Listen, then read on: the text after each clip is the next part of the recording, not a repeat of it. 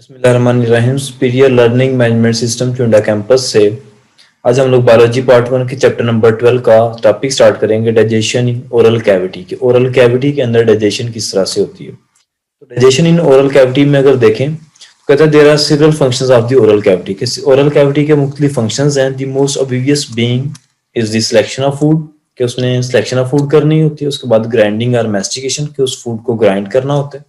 उसके बाद नंबर 3 पर लिब्रिकेट, मतलब उसको लिब्रिकेट करना है, फ्रिक्शनलेस करना है। और नंबर 4 पर उसकी डाइजेशन करनी है। तो इन स्टेप्स को वन बाय वन देखते हैं। नंबर 1 पर हमारे पास आ जाता है सिलेक्शन ऑफ फूड, के ओरल कैविटी किस तरह से फूड की सिलेक्शन करती है। कहते हैं food enter the oral cavity, के जब खुराक जो है वो ओरल कैविटी में दाखिल होती है। कहते हैं the cavity bounded by palate, tongue, teeth and cheeks, के इस कैविटी के अंदर पैलेट तालू आ जाता है, जुबान आ जाती है, टीथ दांत आ जाते हैं, चिक्स और हमारे गाल आ जाते हैं। It is tested, oral cavity उसको टेस्ट करती है, स्मेल करती है, सूंघती है, एंड फिल्टर उसको महसूस करती है। कहता है द टेस्ट और स्मेल इज अनप्रेजेंट, कि अगर उसका टेस्ट और यहाँ स्मेल, उसकी खुशबू जब अनप्रेजेंट हो, ना खुशगवार हो।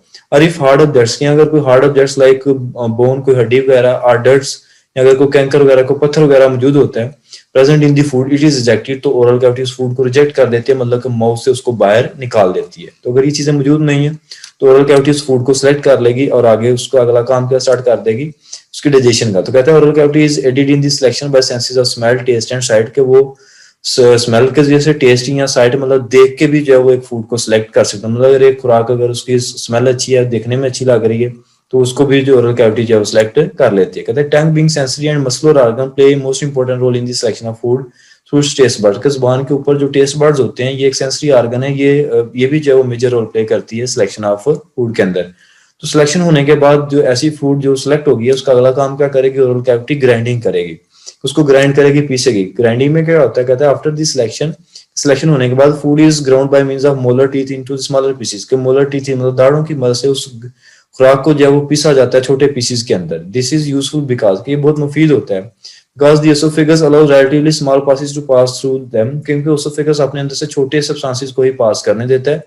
Have much more surface area enzyme to attack, ताकि उनके अंदर सरफेस एरिया भी, स्मॉल पीसेस होंगे, सरफेस एरिया भी हो जाएगा, ताकि ज्यादा एंजाइम अटैक करेंगे और खुराक की डाइजेशन अच्छे तरीके से हो जाएगी।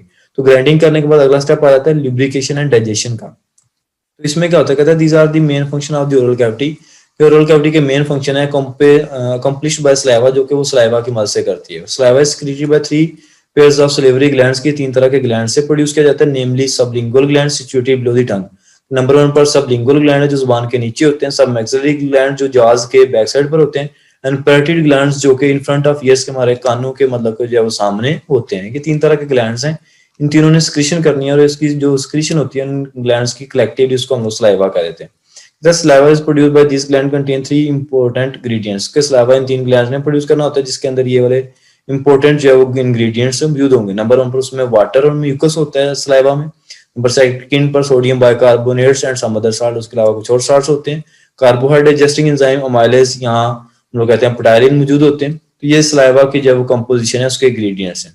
उसके बाद लुब्रिकेशन और डाइजेशन में आता है कि water and mucus together make a slimy liquid which serves to moisten the food, के वाटर और जो म्यूकस है ये मिलकर उस फूड को जो है वो मॉइस्चर कर देते हैं, नमी वाला कर देते हैं, मतलब कि लुब्रिकेट कर देते हैं, so that it can chewed efficiently and pass through the oesophagus smoothly, ताकि इसको आसानी से चबाया जा सके, नरम हो जाए और ये आसानी से ओसोफेगस के अंदर से गुजर जाए, पास कर सके। कहता है sodium bicarbonate and some other salts are slightly antiseptic, sodium bicarbonate या कुछ दूसरे साल्ट ये एंटीसेप्टिक होते हैं, सेप्टिक होते हैं, but their main function is to antiseptic, मतलब कि ये अगर बैक्टीरिया वायरस वगैरह हैं तो फूड के अंदर वो उनको भी किल कर देते हैं। कहता है main function is to stabilise the pH of food, लेकिन इनका जो मेन काम है ये खुराक की पीएच को मेंटेन करते हैं। कहता है fresh lava is alkaline with A pH of nearly 8, MCQs में याद रखिएगा जो फ्रेश लावा वो अल्कलाइन नेचर का होता है और इसकी पीएच होती है 8। कहता है quickly loses carbon dioxide and gets to pH 6, के ये फौरन ही उसमें से कार्बन डाइऑक्साइड लॉस होती है और इसकी पीएच जो है वो कम हो जाती है और वो पीएच 6 हो जाती है। कहता है ptyalin is a carbohydrate digesting enzyme which digests starch and glycogen to maltose. कहता है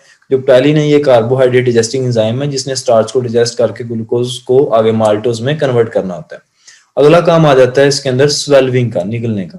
कहते हैं as a result of mastication, के जब मैस्टिकेशन हो जाती है the soften partly digested slimy food mass is rolled, वो जो सॉफ्ट फूड है, नरम खुराक है, उसको रोल करके एक स्मॉल ओवल लंप के अंदर के मतलब एक बाल लाइक स्ट्रक्चर के अंदर कन्वर्ट कर दिया जाता है, जिसको हम लोग बोलस कहते हैं, which is then push to the back of the mouth by the action of the tongue, जो कि जुबान और मस्कुलर फेरेंस कि जो मसल है फेरेंस के उनकी मदद से पीछे की तरफ जो है वो धकेल दिया जाता है, which ensure that the food does not enter the wind pipe. और इस चीज को यकीनी बनाया जाता है कि जो फूड है वो विंड पाइप के अंदर एंटर ना हो, वो ओसोफेगस के जरिए से स्टमक के अंदर जाए। तथा following are the events during swallowing, के स्वेलिंग के दौरान मुख्तलिफ इवेंट्स होंगे, जैसे कि द टंग्स मूव अपवर्ड, के जो जुबान है वो पहले ऊपर को मूव करेगी, एंड बैकवर्ड्स, बाद में backward against the roof of the mouth, के माउथ का जो रूफ है छाता है उसके against, forcing the bolus to the back of the mouth, ताकि जो बोलस है जो खुराक की वो बाल है वो पीछे को माउथ कैविटी की तरफ मूव कर सके। The backward movement of the tongue pushes the soft palate up and closes the nasal opening at the back, कि जो बैकवर्ड मूवमेंट होती है टंग की, ये हमारे पैलेट को ऊपर को मूव करते हैं, जिससे नेजल ओपनिंग जो है वो क्लोज हो जाती है, ताकि जो हमारी खुराक है वो नोज की तरफ जो है वो मूव ना करे। At the same time the tongue forces the epiglottis, को उसी वक्त जो टंग है वो एपिग्लॉटिस को जो है फोर्स करती है इनटू मोर और लेस हॉरिजॉन्टल पोजीशन, के वो हॉरिजॉन्टल पोजीशन में आ जाए, closes in the wind pipe, और विंड पाइप को क्लोज कर दे ताकि जो खुराक है वो विंड पाइप के अंदर के हवा वाली नाली के अंदर ना चली जाए। फिर कहता है the larynx cartilage round the top of the wind pipe moves upwards under the back of the tongue, के जो लेरेंक्स है उस कार्टिलेज को जो है वो सराउंड कर लेता है और विंड पाइप्स को जो है वो अपवर्ड मूव कर देता है जुबान के अगेंस्ट। कहता है the glottis is partly close by the contraction of ring muscle, जो पार्टलिस है इसकी जो कंट्रैक्शन है इसके जो रिंग मसल्स प्रेजेंट होते हैं इन्होंने कंट्रोल करना होता है। The food does not enter partly open glottis because the epiglottis diverts the food mass into the one side of the opening and safely down the esophagus। कहता है कि अगर ये ग्लॉटिस उसको ओपनिंग को पार्शली भी जो है वो क्लोज करेगा तो फिर भी खुराक जो है वो विंड पाइप में नहीं जाती, क्योंकि वो एक उसकी पोजीशन ही ऐसी होती है कि वो उस फूड को डाइवर्ट करके उसोफेगस की तरफ भेज देता है। The beginning of the swelling action is voluntary, के शुरू के अंदर ये जो स्वेलिंग का प्रोसेस है ये वॉलंटरी होता है, हमारे कंट्रोल में होता है, but once the food reaches the back of the mouth, लेकिन जब खुराक माउथ के पीछे चली जाती है स्वेलिंग बिकम्स ऑटोमेटिक, स्वेलिंग जो है वो ऑटोमेटिक हो जाती है, इनवॉलंटरी हो जाती है, मतलब हमारे कंट्रोल के अंदर नहीं रहती। कहता है the food is then forced down the oesophagus by peristalsis, उसके बाद जो खुराक ने नीचे को जाना है वो पेरिस्टाल्सिस मूवमेंट के जरिए से जाता है। तो स्वेलिंग इन मैन के अंदर ये उन्होंने दिखाया हुआ है कि ये ओरल कैविटी वाला रीजन है, यहाँ पर ये जो मतलब कि बोलस बना हुआ है खुराक का उसको यहाँ से नीचे की तरफ मूव करवाया जाएगा, और यहाँ पर इसको ग्लॉटिस की मदद से जो क्लोज कर दिया जाता है ताकि ये जो है वो इस तरह विंड पाइप की तरफ जो है वो ना जा सके, मतलब कि ये विंड पाइप की तरफ ना जा सके, ये सीधा यहाँ से एसोफेगस के जरिए से स्टमक की तरफ मूव कर सके। ये मैन के अंदर बताया हुआ कि किस तरह से वो स्वेलिंग करता है कि मतलब खुराक को निकलता है, तो ये खुराक अगर देखें तो निकली जा रही है एसोफेगस के जरिए से स्टमक की तरफ जा रही है। पेरिस्टाल्सिस के बारे में कहता है, these are the characteristics movement of the digestive tract, ये मूवमेंट है digestive tract की by which food is moved along the cavity of the canal, के जिसमें खुराक जो है वो कनाल कैविटी के अंदर जो है वो मूव करती है। It consist of wave of contraction of the circular and longitudinal muscle, इसमें सर्कुलर और लॉन्गिट्यूडनल मसल्स जो है वो कंट्रैक्ट और रिलैक्स करते हैं, और इसकी कंट्रैक्शन और रिलैक्सेशन की वजह से जो फूड है उसके ऊपर स्क्वीजिंग होती हुई जो फूड है उस कनाल के अंदर जो है वो डाउनवर्ड मूव करना शुरू कर देती है। Peristalsis start behind the mass of food from the buccal cavity along the esophagus to the stomach and along the whole alimentary canal। तो ये जो पेरिस्टाल्सिस मूवमेंट है कंट्रैक्शन और रिलैक्सेशन की एसोफेगस से स्टार्ट होती है स्टमक तक, और स्टमक से आगे जो होल एलिमेंट्री कैनाल है मतलब स्मॉल इंटेस्टाइन और लार्ज इंटेस्टाइन तक ये जो है वो पेरिस्टाल्सिस की जो मूवमेंट है मतलब के मसल की कंट्रैक्शन और रिलैक्सेशन है ये कंटिन्यू रहती है। The occasionally the movement are reversed with the result of food may be passed from the intestine back into the stomach and even into the mouth। कहते हैं this movement is called anti passage leading to vomiting. कहते हैं कि बाज दफा ये जो movement है ये रिवर्स भी हो जाती है, जिससे जो खुराक है वो रिवर्स मतलब के पीछे की तरफ वापस मूव करना शुरू हो जाती है, और इस कंडीशन को हम लोग एंटी पैसेज कहते हैं। मोस्टली वॉमिटिंग की केस में होता है कि जब स्टमक से फूड जो है वो हमारे दोबारा से माउथ की तरफ रिवर्स मूव करना शुरू कर देते हैं, इस कंडीशन को हम लोग एंटी पेरिस्टाल्सिस कहते हैं। कहते हैं hunger contraction is a peristaltic contraction which are increased by the low blood glucose level and subsequently stomach to create uncomfortable sensation after called hunger pang। कहता है कि ये जो स्टमक के अंदर हंगर पैंग्स होते हैं जिसको हम लोग अपनी जुबान में कहते हैं चूहे दौड़े, ये बेसिकली क्या होते हैं, एक स्टिमुलस होते हैं कि भूख लगी हुई है, कि जब बॉडी के अंदर ग्लूकोज का लेवल लो हो जाए तो उसको स्टमक के अंदर इतनी ज्यादा ये पेरिस्टाल्सिस मूवमेंट होना शुरू हो जाती है जो कि हंगर पैंग्स क्रिएट करवाएगी, जो कि अनकंफर्टेबल सेंसेशन।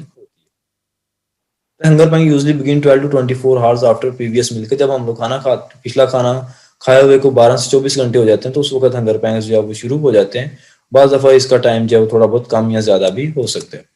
ये उन्होंने दिखाया हुआ है कि एपिग्लॉटिस से मतलब कि ये जो फूड है ये ओसोफेगस बोलस मूव कर रहा है, और ये पेरिस्टाल्सिस की वजह से मतलब यहाँ पर कंट्रैक्शन हो गई, यहाँ पर रिलैक्सेशन हो गई। फिर यहाँ पर हम लोग कहते हैं कंट्रैक्शन थी, तो यहाँ पर कंट्रैक्शन हो जाएगा कि आगे जो है फिर दोबारा से यहाँ से रिलैक्सेशन होगी और आगे से कंट्रैक्शन हो जाएगी। इस तरह से कंट्रैक्शन रिलैक्सेशन करते हुए जो बोलस था, जो बाल था फूड का, वो मूव करता हुआ स्टमक के अंदर आ जाएगा। तो ये उन्होंने उसका मैकेनिज्म जो है वो दिखाया है। होप सो आप लोगों को यहाँ तक क्लियर होगा। अगर कोई क्वेश्चन हो तो आप लोग कमेंट सेक्शन में पूछ सकते हैं।